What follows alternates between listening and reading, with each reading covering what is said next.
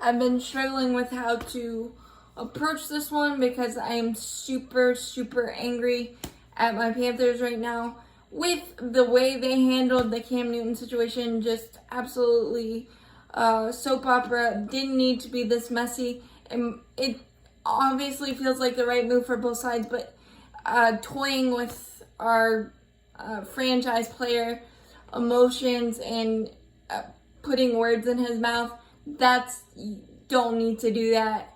And relationships is the biggest thing, and when you burn bridges and make yourself look as bad as the Panthers have in this entire situation, I would just like to say I'm sorry, Cam, that you weren't able to write your own ending to a fantastic book that you had in Carolina, your career. You made football relevant again.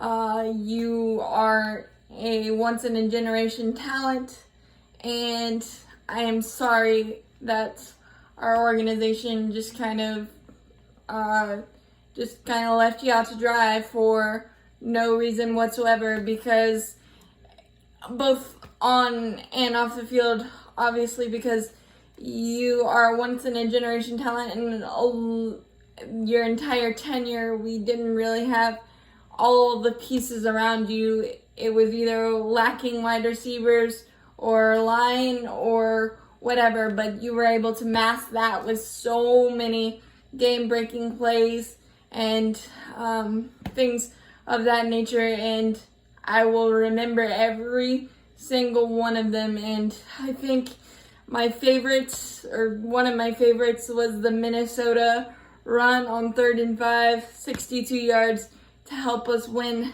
that one. And then the Dominic Hickson catch in the rain against the Saints to win the division there. And then your entire 2015 MVP season.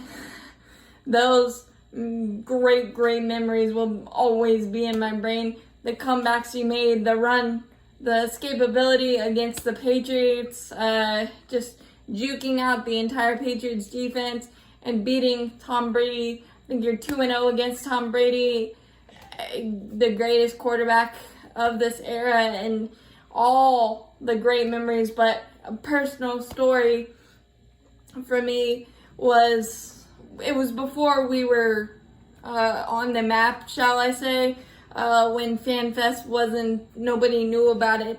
Me and my dad went, I think it was 2012-ish, and nobody knew about it. It was a Saturday, it was 105 degrees, but this other group of fans told us about autographs going down in the tunnel, and Cam came up, and I asked him if I could have a picture, and Dad was struggling with the phone because the new iPhones were new, and older people with technology, not the best. Sorry, Dad, but we couldn't figure it out, and Dad yelled for Kim again, and he just took my phone and took a selfie, and that picture is prominent in my sportswoman cave bedroom, and everything that he did for fans in the Queen City,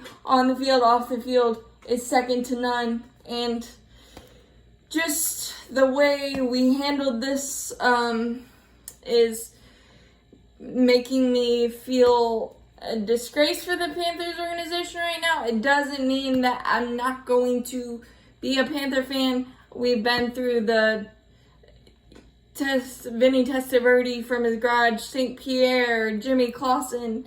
So I'm not mad at moving on from Cam. I think it's, as I said, best for both sides, just so Cam can write the end to his own story and hopefully get to that mountaintop. And kind of, sort of rub it in our faces. And I understand that injuries were the start of it, start of the bad ending for Cam in Carolina, but it wasn't his fault. the memories that he gave us, the being relevant in the playoff races every single year, coming this close in 2015 to hoisting the Lombardi Trophy, and yes, Kadri still caught it, and all of that. I hope we never go through this situation again. Ownership, GM, Marty Herney, Dave Tepper, you messed up really bad on this one. Cam, wherever you go, do amazing things, and I will always appreciate what you did in the Queen Cities. Thank you. That's the approach I will take on it, because I'm not happy, but I've got to remember that this wasn't Cam's fault, and we handled the business side of football really, really bad. But as always, keep pounding, go Panthers.